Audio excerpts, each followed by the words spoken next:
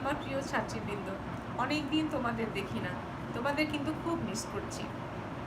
তো তোমাদের এই শিক্ষা কার্যক্রম অব্যাহত রাখার জন্য আমরা আমাদের অধ্যক্ষ মহোদয় জনাব বেদৌরা বিনতে হাবিব স্যারের পরামর্শে এই অনলাইন ক্লাসগুলো চালু রাখছি। তোমাদের আজকে আমি আলোচনা করব 1956 সালের সংবিধান প্রসঙ্গে। এটা তোমাদের দ্বিতীয় অধ্যায়ের 1947 থেকে 1971 সালের পাকিস্তান আমল থেকে আমরা এই অধ্যায়টা আলোচনা করছি। আশা করি পূর্বের ক্লাসগুলো তোমরা মনোযোগ দিয়ে দেখবে এবং তোমাদের পড়াটা চালু রাখার জন্য তোমরা আপ্রাণ চেষ্টা করবে। তোমরা জানো আমাদের এই করোনা কালটা অতিক্রম হয়ে গেলে আমরা আবারও আমাদের স্বাভাবিক জীবনে ফিরে আসব, কিন্তু ইতিমধ্যে তোমাদের সময়গুলো যাতে নষ্ট না হয় সেই চেষ্টাই কিন্তু আমরা করছি। তো গত ক্লাসে আমি আলোচনা করেছিলাম তোমাদের সাথে মুসলিম লীগের 1954 সালে নির্বাচন, তারও আগে আলোচনা করেছিলাম 1952 সালের ভাষা আন্দোলন। অর্থাৎ এই পাকিস্তান আমলে উল্লেখযোগ্য কতগুলো ঘটনা ঘটে। সেই উল্লেখযোগ্য ঘটনার আজকে তৃতীয় ধাপটায় আমরা আসব। এটা হচ্ছে 1956 সালের সংবিধানের বৈশিষ্ট্য। তো 1956 সালের সংবিধানের বৈশিষ্ট্য আলোচনা করার আগে আমরা একটু জেনে নেই যে সংবিধান কাকে বলে। যেমন অ্যারিস্টটল বলেছেন, সংবিধান হচ্ছে এমন কতগুলো নিয়মাবলীর সমষ্টি যা রাষ্ট্র তার নিজের প্রয়োজনে বেছে নেয়। আজকে আরেকটা সংজ্ঞায় তোমাদের সাথে আলোচনা করি, সেটা হচ্ছে লর্ড ব্রাইসের সংজ্ঞা। লর্ড ব্রাইস বলেছেন, সংবিধান হলো এমন কতগুলো আইন প্রথার সমষ্টি যার মাধ্যমে রাষ্ট্রীয় জীবন পরিচালিত হয়। একটু খেয়াল করে দেখো, সংবিধান হলো এমন কতগুলো আইন ও প্রথার সমষ্টি যার মাধ্যমে রাষ্ট্রীয় জীবন পরিচালিত হয়।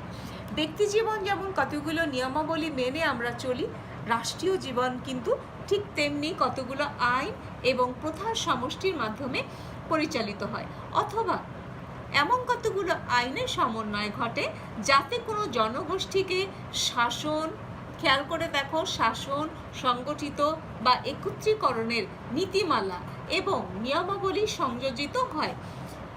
এখন চিন্তা করে দেখো যে আমরা যখন স্বাধীন হই, অর্থাৎ আমরা যখন ব্রিটিশরা যখন এদেশ থেকে চলে যায়, তারা যখন ভারত উপমহাদেশের এই বিশাল জনগোষ্ঠীকে ধর্মের ভিত্তিতে দুটো আলাদা আলাদা রাষ্ট্রে ভাগ করে দেয়, অর্থাৎ ধর্মীয় পরিচয়, যেমন মোহাম্মদ আলী জিন্নাহ তার দ্বিজাতি তত্ত্বে বলেছেন যে মুসলমানরা শুধুমাত্র ভারতীয় নয়, তারা জাতি হওয়ার মতো সবগুলো গুণ বা বৈশিষ্ট্য তাদের মধ্যে আছে, যে হিন্দু জনগোষ্ঠীর মতো তারাও একটা জাতি।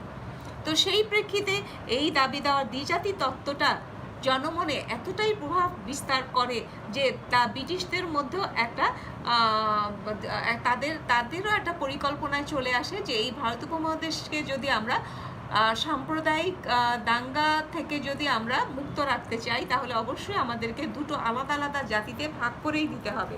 অর্থাৎ তারা ডিভাইড অ্যান্ড রুল পলিসি যদিও আগে করেছিল, যদিও আমরা এটাকে একটা নেগেটিভ অর্থাৎ নেতিবাচক দৃষ্টিভঙ্গিতেই দেখি, তারপরেও শেষ পর্যন্ত কিন্তু এটা একটা অনিবার্য বাস্তবতা হয়ে দাঁড়ায় যে মুসলমান এবং হিন্দু জনগোষ্ঠীর দুটো আলাদা রাষ্ট্রের প্রয়োজন। তো আলাদা রাষ্ট্র হলেও আমরা পূর্ব পাকিস্তানের জনগণ মনে করেছিলাম যে আমরা স্বাধীন হয়েছি, কিন্তু স্বাধীনতার পরে পশ্চিমা শাসক গোষ্ঠী অর্থাৎ পশ্চিম পাকিস্তানের কেন্দ্রীয় শাসক গোষ্ঠী আমাদের সাথে এমন কিছু বিমাতাসুলভ আচরণ করে, এমন একটা বৈষম্যমূলক আচরণ করে, যখন আমরা বুঝতে পেরেছি স্বাধীনতার জন্য আমাদের আরও অনেক দূর যেতে হবে, অনেক সংগ্রাম করতে হবে, আরও অনেক ত্যাগ আমাদের স্বীকার করতে হবে। এই সংবিধান আমাদেরকে সেই সত্যটাই জানান দেয়, কারণ একটা স্বাধীন জাতির জন্য একটা সংবিধান প্রণয়ন করা এত কোনো কঠিন বিষয় ছিল না। দেখো, আমরা 1971 সালের 16ই ডিসেম্বরে আমরা বাঙালিরা স্বাধীন হয়েছি, বিশ্বের মানচিত্রে আমরা একটা স্বাধীন জাতিরাষ্ট্রের মর্যাদা লাভ করেছি।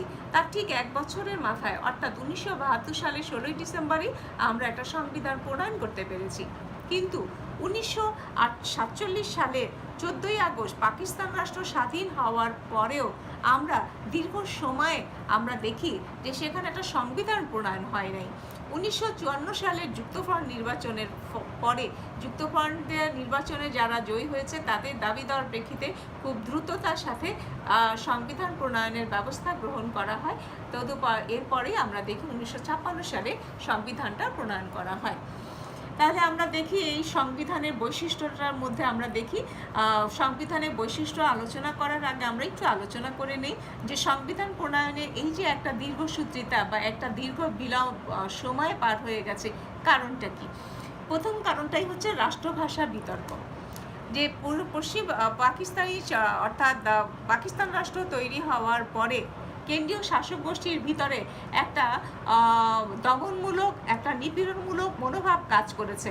তাদের ভেতরে কোনো গণতান্ত্রিক মনোভাব কাজ করে নাই। তারা কিভাবে এই পূর্ব পাকিস্তানকে শোষণ করবে, কিভাবে তারা তাদের আধিপত্য বজায় রাখবে, সেই মনোভাব নিয়েই কিন্তু তারা প্রথম থেকেই তারা রাষ্ট্রভাষাকে কেন্দ্র করেই তাদের সেই মনোভাবের বহিঃপ্রকাশ ঘটায়। তো এই রাষ্ট্রভাষা বিতর্ক অর্থাৎ এই পাকিস্তান রাষ্ট্রের রাষ্ট্রভাষা কি হবে, এই বিতর্কটার অবসানের জন্যই কিন্তু বিতর্কটা যেহেতু শেষ হয়নি সেই সূত্র ধরেই কিন্তু এই সংবিধান প্রণয়নে বিলম্ব ঘটে। এরপর আমরা দেখি কেন্দ্র ও প্রদেশের মধ্যে ক্ষমতার বন্টন প্রসঙ্গে। কেন্দ্র এবং প্রদেশের মধ্যে ক্ষমতা কিভাবে কার কতটুকু বন্টন হবে সেটা নিয়েও কিন্তু একটা বিতর্ক ছিল। আমরা দেখি যে ম্যারি চুক্তির মাধ্যমে দেখা যাচ্ছে কি তারা সংখ্যাসাম্য নীতির মাধ্যমে অর্থাৎ সংখ্যাসাম্য নীতির মাধ্যমে তারা ক্ষমতার বন্টনের চেষ্টা করে। কিন্তু আমরা দেখেছি যে যদিও তারা সংখ্যাসাম্য নীতির কথা বলেছে, তদুপরি দেখা যাচ্ছে যে পূর্ব পাকিস্তানের জনগোষ্ঠী কিন্তু অনেক বেশি, কিন্তু তারা ভাগটা এইভাবে করেছে পূর্ব পাকিস্তান এবং পশ্চিম পাকিস্তান, অথচ পূর্ব পাকিস্তানের জনগোষ্ঠী কিন্তু সংখ্যায় অনেক বেশি ছিল। তারপরও তারা কেন্দ্র ও প্রদেশের মধ্যে ক্ষমতা বন্টন প্রসঙ্গেও তারা নানা টালবাহানা করে, যার ফলে এই সংবিধান প্রণয়নে বিলম্ব ঘটে। পাকিস্তান রাষ্ট্রের প্রকৃতিটা কি হবে? এটা কি যুক্তরাষ্ট্রীয় হবে নাকি অন্য প্রকৃতির হবে, এটা নিয়েও একটা দ্বিধাদ্বন্দ্ব ছিল। এরপরে হচ্ছে গভর্নর জেনারেলের ক্ষমতা এবং পদমর্যাদা নিয়ে বিরোধ। গভর্নর জেনারেল কি একটা নিয়মতান্ত্রিক রাষ্ট্রপ্রধান হবেন নাকি এটা কি সংসদীয় পদ্ধতির হবে, তার ক্ষমতার পরিধিটা কি হবে, এটা নিয়েও একটা সংশয় ছিল। আইনসভা এবং শাসন বিভাগের মধ্যে বিরোধ। আমরা জানি যে আইনসভা ও শাসন বিভাগের মধ্যে বিরোধটা হচ্ছে বরাবরই থাকে। তারপরে হচ্ছে যে এটা যদি একটা সংসদীয় পদ্ধতির হয় তাহলে এখানে আইনসভার গুরুত্বটা বজায় থাকে। তাহলে এটা কি সংসদীয় পদ্ধতির হবে নাকি রাষ্ট্রপতি শাসিত সরকার ব্যবস্থা হবে, এই নিয়ে একটা বিরোধ ছিল। এরপর আমরা দেখি যে পাকিস্তানের উভয় অংশের মধ্যে সামাজিক এবং সাংস্কৃতিক অমিল। পাকিস্তান এবং বাংলাদেশ অর্থাৎ পশ্চিম পাকিস্তানের এই উভয় অংশের মাঝখানে ছিল একটা ভারতের একটা সীমানা। তো আমরা দেখি যে একটা রাষ্ট্র যদি যুক্তরাষ্ট্রীয় প্রকৃতির হয় তার মধ্যে ভৌগোলিক সংলগ্নতা অবশ্যই থাকতে হবে, কিন্তু পশ্চিম পাকিস্তান এবং পূর্ব পাকিস্তানের মধ্যে প্রায় 1,500 কিলোমিটারের মতো একটা দূরত্ব ছিল। এই ভৌগোলিক অসংলগ্নতা কিন্তু আমাদের মধ্যে একটা সমস্যা তৈরি করে।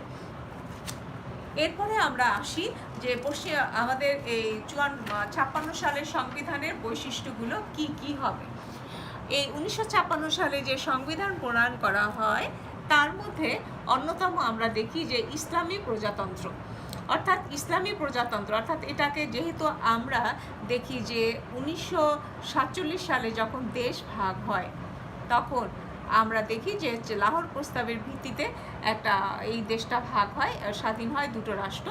সুতরাং যেহেতু মুসলিম জনসংখ্যার ভিত্তিতে দেশটা ভাগ হয়, দেশটা স্বাধীন হয়, সুতরাং সংবিধানে এটাকে ইসলামী প্রজাতন্ত্র বলে ঘোষণা করা হয়। আর লিখিত সংবিধান, আমরা জানি যে সংবিধান যে প্রণয়ন করা হয়েছে তার সংবিধানটা হবে কি লিখিত প্রকৃতির। এরপরে হচ্ছে দুষ্পরিবর্তনীয় সংবিধান। তোমরা জানো যে দুষ্পরিবর্তনীয় সংবিধানে যদি কোনো সংবিধান পরিবর্তন করতে হয় তাহলে সংসদের 2/3 সদস্যের অনুমোদন বা সম্মতি প্রয়োজন হয়। এরপর হচ্ছে প্রতিনিধিত্বমূলক গণতান্ত্রিক ব্যবস্থা, অর্থাৎ এখানে সার্বজনীন ভোটাধিকারের ভিত্তিতে জনপ্রতিনিধিরা নির্বাচিত হবেন।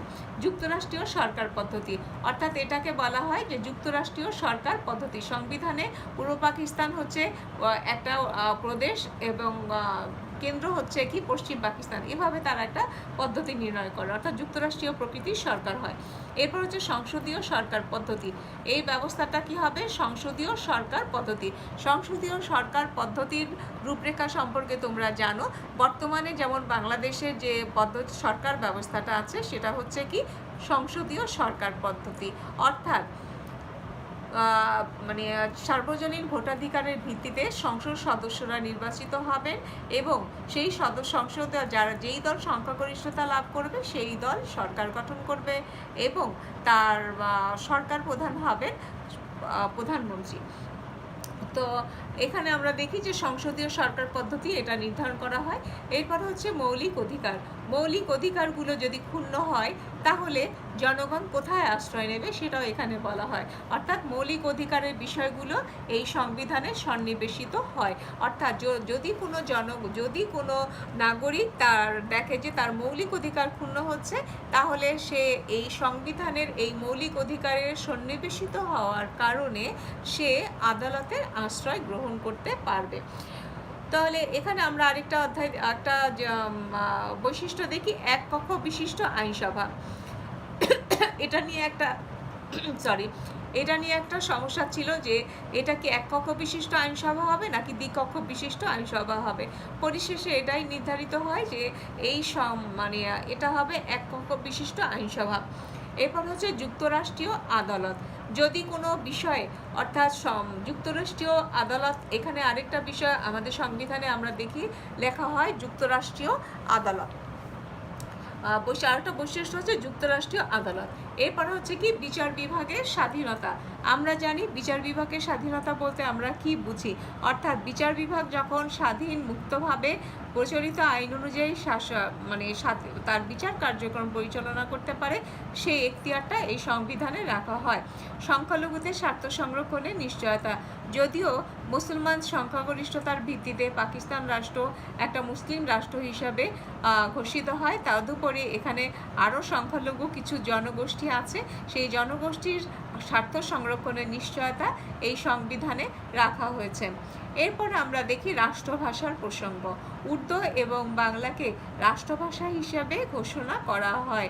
আমরা জানি ভাষা আন্দোলন কিন্তু এই প্রেক্ষিতেই হয়েছিল, কারণ পাকিস্তান রাষ্ট্র সৃষ্টি হওয়ার পরপরই কিন্তু তারা ঘোষণা দেয় যে উর্দু হবে একমাত্র রাষ্ট্রভাষা। এই ঘোষণার প্রেক্ষিতেই কিন্তু বাংলার সাহসী অকুতোভয় জনগণ কিন্তু রুখে দাঁড়িয়েছিল, তাদের এই আন্দোলন বৃথা যায়নি। উর্দু এবং সাথে সাথে বাংলাকেও রাষ্ট্রভাষা হিসাবে ঘোষণা দিতে তারা বাধ্য হয়। কেন্দ্রের প্রাধান্য এবং আঞ্চলিক স্বায়ত্তশাসনের অনুপস্থিতি। কেন্দ্রের প্রাধান্য এখানে বজায় থাকে। আমরা দেখি এই সংবিধানে এমন কতগুলো বৈশিষ্ট্য আছে যার ফলে কি হয়, কেন্দ্রের প্রাধান্য অক্ষুণ্ণ থাকে, কিন্তু আঞ্চলিক স্বায়ত্তশাসনের এখানে আমরা ঘাটতি দেখা যাচ্ছে, অর্থাৎ আঞ্চলিক স্বায়ত্তশাসন এখানে অনুপস্থিতি থাকে। তাহলে আমরা এই বিষয়গুলো বাসায় ঠিক মতো পড়ে নেব। তোমাদের কাছে আমি আশা করি তোমরা তোমাদের পাঠ্যক্রম চালিয়ে যাবে, তোমাদের পড়ালেখার দিকে তোমরা মনোযোগ দেবে। আমরা আশা করব শীঘ্রই এই করোনা পরিস্থিতি স্বাভাবিক হয়ে যাবে, আমরা আমাদের স্বাভাবিক জীবনে ফিরে আসবো ইনশাল্লাহ। সবাই ভালো থাকো, সুস্থ থাকো।